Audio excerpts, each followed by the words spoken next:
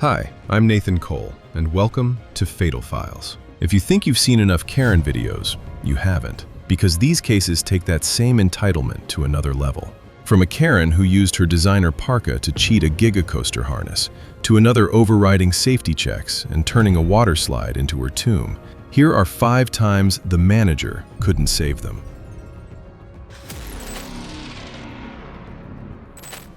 It was June 14th, 2017, in Sandusky, Ohio. The park was running at full capacity, dispatching trains every few minutes. From the outside, everything looked routine. Lines moving, restraints checked, trains clearing the station without delay. But at the loading stage, before the ride even began, a clear warning was already being given and then ignored. Earlier that afternoon, Melissa Raines, 38, stepped into the queue. She managed a boutique clothing store, and that day, she visited the theme park with a client and her teenage daughter as a favor, trying to keep the relationship intact after a difficult stretch in business. Most of the day, she followed along, stepping into rides she normally wouldn't choose. Backing out would have felt awkward. She spent her days pushing through hesitation and getting past resistance, but in a system built on fixed rules, that instinct doesn't work the same way. At the ride entrance, a test seat sat off to the side. Melissa stepped in, pulled the lap bar down, and it stopped short. There was a visible gap between the restraint and her lap. The operator checked it, then told her it wouldn't lock safely. He pointed out the issue clearly. There was too much space between the bar and her body. Bulky layers around her waist and hips were preventing the bar from sitting low enough, where it needed to. He asked her to remove the outer layer and try again. She didn't. She brushed it off, saying it was close enough and that she'd be fine, then stepped out and moved back into the line anyway. And this is the part people always argue with. I've seen it over and over. People saying they'd just try again, or that it would probably still be fine. But that test seat isn't there to slow you down. It's there to stop you when something isn't right. By the time she reached the platform, the train was already loading. Seats were filling quickly, and operators were moving fast to keep the cycle going. She sat down, outer layer still on, and pulled the lap bar toward her. It clicked, but not in the position it needed to be. The restraint locked, but it sat higher than intended. Instead of securing firmly across her lower body, it rested above it, leaving a gap that wasn't obvious during a quick check. An operator came by and pressed down once. It didn't move further. The indicator showed locked. No one asked her to adjust or remove the layer again. And that's how it passed, because the system confirmed the lock, not how well it actually secured her. From the outside, everything looked correct. The restraint was down, the signal cleared, and the train was dispatched. As the train climbed the lift hill, nothing felt wrong. The upward motion pressed her into the seat, masking the looseness. Even a poor fit can feel stable when the force is pushing you down. But that only lasts until the top. As the train crested, the chain released, and the motion shifted forward. The downward force dropped, then reversed as the train tipped into the first drop. And this is where everything goes wrong.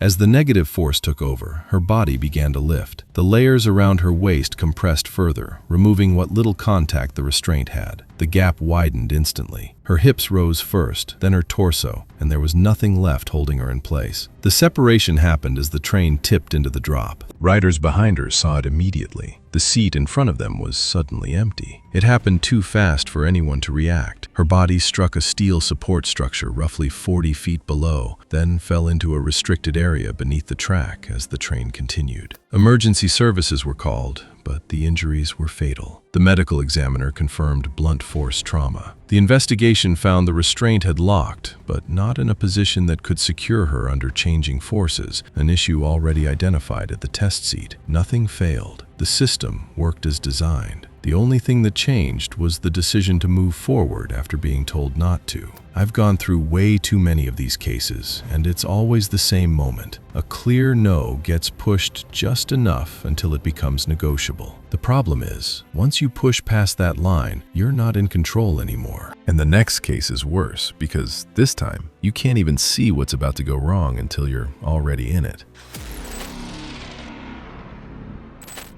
It was July 22, 2015, in Phoenix, Arizona, at a crowded water park where a lazy river looped under direct summer heat. Families floated past in tubes, kids stayed near the edges, and lifeguards scanned the water in a steady rhythm. From the outside, everything looked calm and controlled. but underneath, powerful intake systems were constantly pulling water through the ride to keep it moving. Earlier that afternoon, Laura Benton, 39, had been moving through the park like any other guest. She worked part-time as a cashier and spent most of her time taking care of her 2 kids. This trip was just a break from the heat, something simple and affordable. People described her as practical and careful, but also the type who didn't like unclear answers. If something didn't make sense, she pushed until it did. That usually works, until the answer is behind a fence for a reason. The lazy river itself looked simple, but it wasn't just water drifting in a loop. Thousands of gallons were being pulled every minute through intake points hidden along the channel. Those openings were covered with grates designed to spread out suction so no single point became dangerous. Under normal use, the system was safe. But up close, inside restricted areas, the force at those intake points could become dangerous if something blocked the flow directly. After about 15 minutes, she stepped out and approached a lifeguard, asking how the system worked. When the answer stayed general, she pushed further, asking to see it up close. The lifeguard told her clearly that guests weren't allowed past the fence. I can really relate to this, asking one more question like I'm about to uncover something. But in places like this, the vague answer isn't hiding anything. It's usually a warning. The lifeguard pointed toward a fenced maintenance section along the edge of the river and made it clear that guests weren't allowed there. A posted sign reinforced it. That should have been enough. But instead of stepping back, Laura moved along the edge toward it anyway. The area was fenced off, but she moved along the edge and slipped past the barrier anyway, stepping into a space clearly marked for staff only. Inside, the grate was intact, but the suction across its surface was strong. Up close, the water didn't look aggressive, but it moved differently, pulling inward in a way that only became obvious when you were near it. She crouched down beside the grate,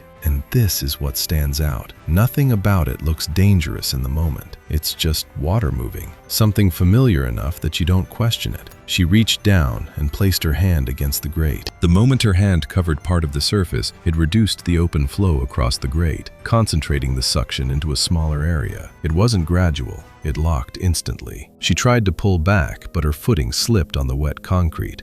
Her balance shifted forward, pressing more of her arm against the grate and increasing the suction. From above, it didn't look chaotic, just a sudden movement, then stillness. Her body tipped forward, and her upper body was forced down toward the surface. With her arm pinned and no leverage to push herself back up, she couldn't lift her head clear of the water. 2 nearby guests reached her within seconds and grabbed her legs, trying to pull her free. But once that kind of suction locks in, especially with her arm pinned and no footing, it wasn't something they could overcome by pulling alone. A lifeguard called for an emergency shutdown, but systems like this don't stop instantly. They wind down. The pumps kept running for a few more seconds, and in a situation like this, those seconds matter. The suction held her in place until the pressure finally dropped. By the time it was released, she was already unresponsive. Emergency responders arrived within minutes. There were no major visible injuries, just minor abrasions where her arm had been pinned. The medical findings confirmed drowning caused by suction entrapment. It kept her from pulling free or keeping her airway above water. The system itself hadn't failed. It was operating as designed. But in that moment, with direct contact, it became something she couldn't overcome. And that's what connects this to the next case in Gatlinburg.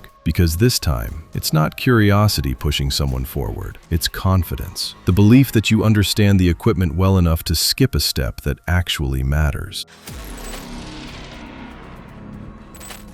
It was August 3rd, 2016, in Gatlinburg, Tennessee, where a zipline course ran across a wooded hillside just outside the main tourist strip. From a distance, everything looked controlled. Staff at each platform, riders sent one at a time, but the entire system depended on one thing. Every connection had to be checked correctly. Just before her turn, Karen Doyle, 44, stood near the front of the platform. She worked in real estate, a job built on negotiation and control, and that mindset carried into small moments like this. Years earlier, she had spent time at an indoor climbing gym. Not recently, but enough to feel familiar with harnesses and gear. And I've seen that pattern before. Just enough experience to feel like you already understand the system, which is usually where people start skipping parts that matter most. The setup was straightforward. The harness secured around the waist and legs, with a reinforced front loop designed to hold full body weight. That was the only correct attachment point for the carabiner connected to the zipline trolley. There were also side gear loops, which looked similar but were thinner and more flexible, meant to carry small items, not a person. If you weren't paying close attention, they could look close enough to pass. As the guide moved down the line, each rider received the same hands-on check, physically confirming the carabiner was clipped to the correct loop before allowing them forward. When the guide reached Karen,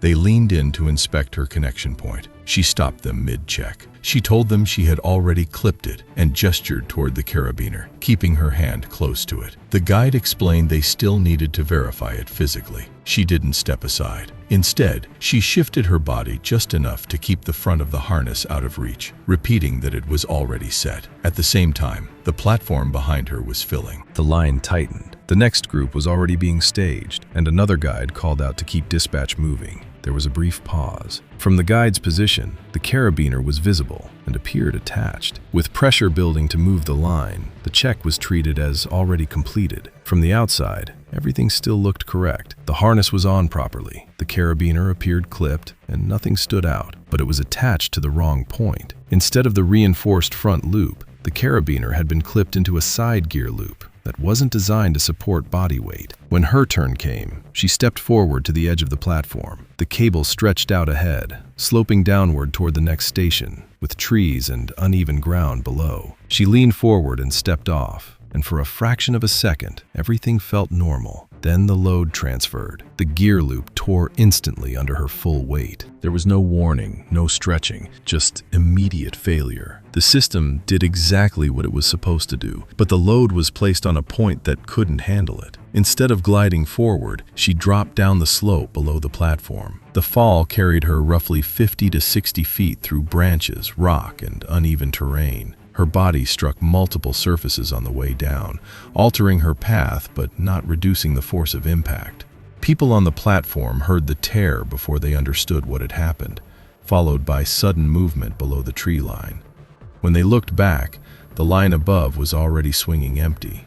And this is what got me when I was going through the reports on this. Nothing starts as a big mistake. It's always something small. The kind of thing that probably happens all the time without consequences. But in this case, that one step was the whole system. Once it's skipped, everything after it just plays out exactly as designed. Staff responded immediately, moving down the slope as quickly as the terrain allowed, while emergency services were called. It took several minutes to reach her due to dense vegetation and uneven ground. By the time responders arrived, the injuries were already severe. Multiple blunt force trauma consistent with a high fall. She was transported, but did not survive.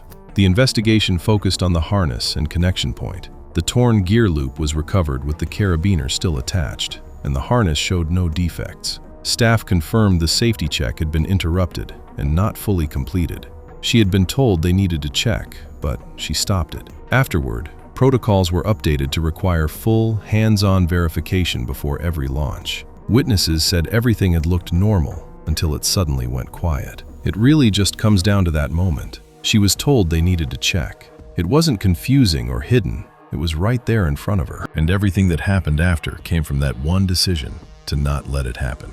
And the next story follows that same pattern. And this next one comes down to timing. Just a few seconds where nothing looks wrong until it suddenly is. If you're into these real cases where people ignore clear warnings and it ends the worst way possible, consider subscribing, because the next one shows just how fast that "it doesn't apply to me" mindset can turn fatal.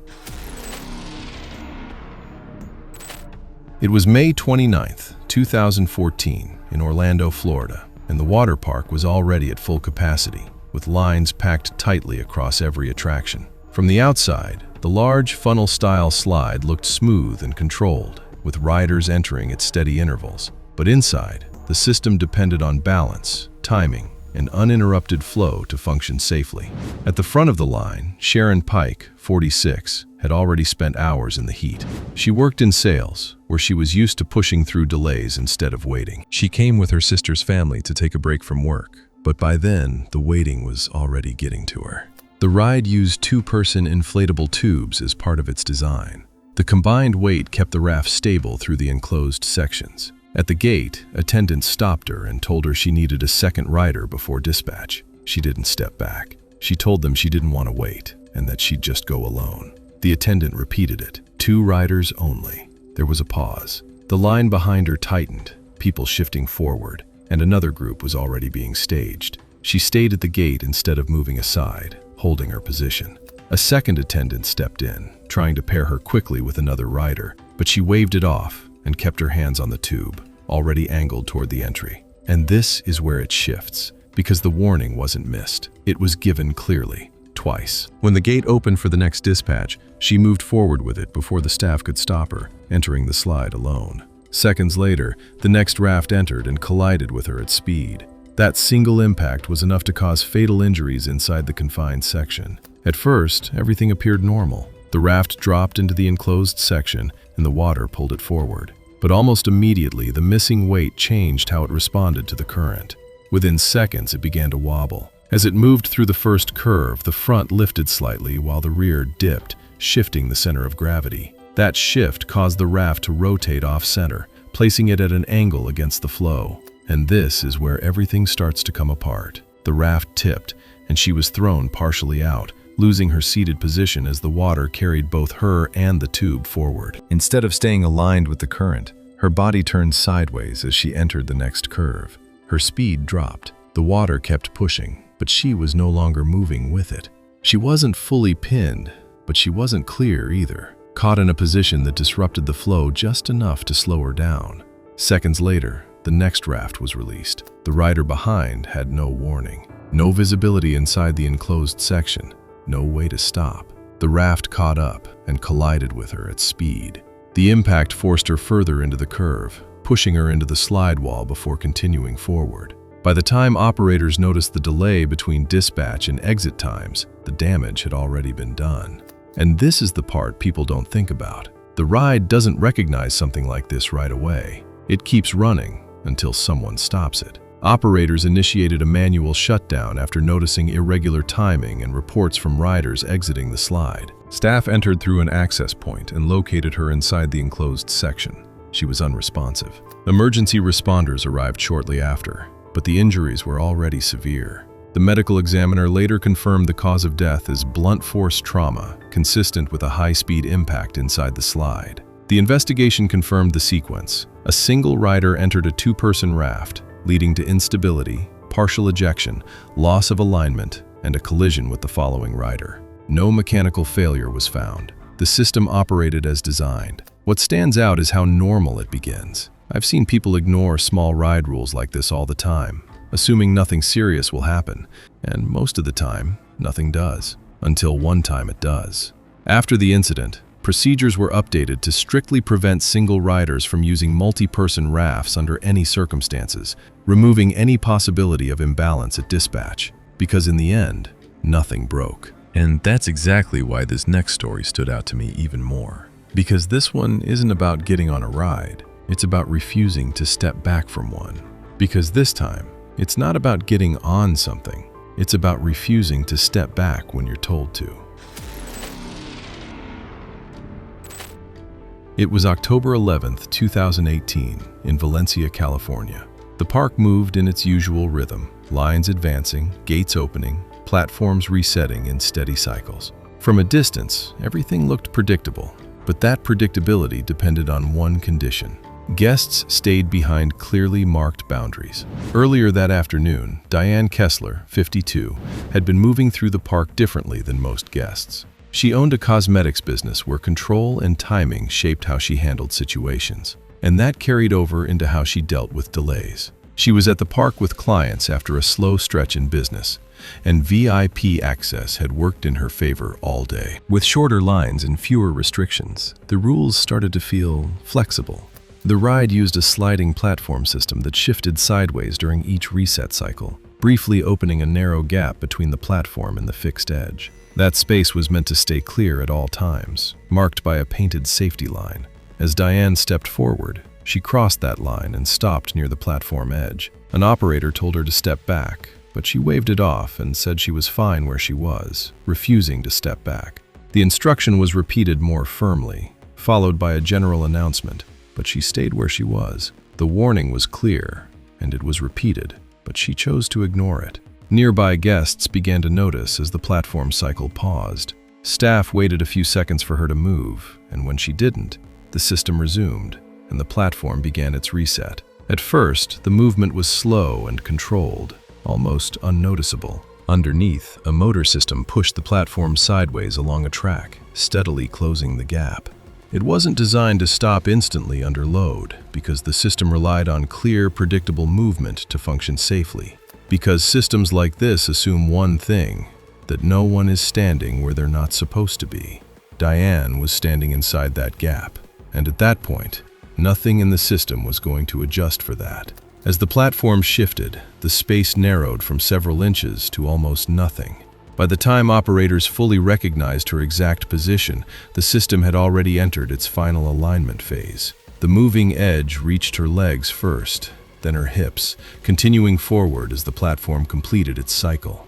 There was no sudden impact, just steady mechanical force.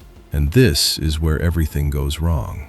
The platform pressed her backward against the fixed edge behind her. The pressure increased gradually, restricting movement and compressing her torso. From a distance, it didn't look violent. It looked still. But that pressure limited her ability to expand her lungs. Operators hit the emergency stop, but the system didn't release immediately. These systems are designed to stop motion, not instantly reverse compression under load. The platform held its position as staff moved in to disengage it. We've already seen this happen more than once. And this is the part people usually get wrong, thinking everything stops instantly. It doesn't. Systems like this take time. Within seconds, her breathing became shallow, then ineffective. Staff worked to reverse the platform, but the process required controlled movement, not an instant release. By the time they created enough space to pull her free, she was unresponsive. Emergency responders arrived within minutes, but the outcome had already been set. The forensic findings confirmed compressive asphyxia as the cause of death. There were no major fractures or external injuries, only sustained pressure preventing normal breathing long enough to cause loss of consciousness and cardiac arrest. Ride diagnostics showed no mechanical failure. The system operated within its design. The investigation concluded the hazard was positional. The system worked as intended, but it wasn't designed to account for someone standing inside the moving gap once the cycle began. After the incident, the painted safety line was replaced with physical barriers. Nothing in that sequence failed. The warnings were clear. She just ignored them.